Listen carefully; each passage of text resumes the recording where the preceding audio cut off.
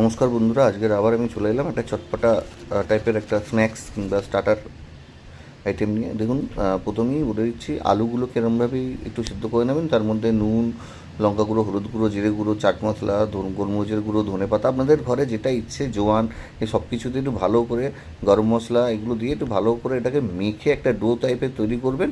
আর do টাইপের তৈরি করার পর এর মধ্যে অল্প অল্প করে একটু অ্যারারুট দিয়ে আপনারা এটাকে মাখাতে থাকবেন। আমার কাছে অ্যারুট ছিল, আমি ময়দা মাখিয়েছি, তাই আপনাদের ব্যাপারটা একটু পরে দেখতে হবে না, একটু লদ করছে। বেসিক্যালি অ্যারুট কিংবা কর্নফ্লাওয়ার দিয়ে সুন্দর একটা ডো তৈরি করে তেল দিয়ে ভালো করে মেখে একটা শক্ত ডো টাইপের তৈরি করে নেবেন।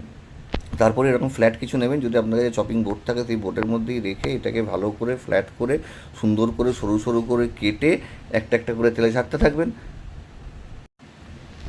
আপাতত একটুখানি আপনাকে ফ্রিজে রেখে একটু সেট করে নিতে হবে, ব্যাস। তারপর আর কি, ঠিক এইভাবে কাটুন আর একটা একটা করে তেলে ছাড়ুন, দেখবেন।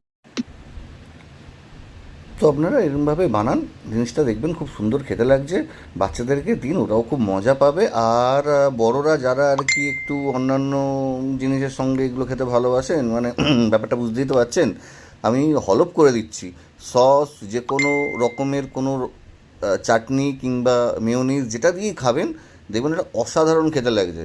তবে হ্যাঁ, একটা কথা আপনাকে আমি বলে দিচ্ছি, এটা কিন্তু আপনি বানিয়ে ফ্রিজেও রেখে দিতে পারবেন, রটা ভাজার আগে অবধি। আর যখন মনে হবে তখনই ওটাকে ভাজতে পারবেন। তবে অল্প বানাবেন না, বেশি করে বানাবেন, নাহলে কিন্তু কুলাবে না।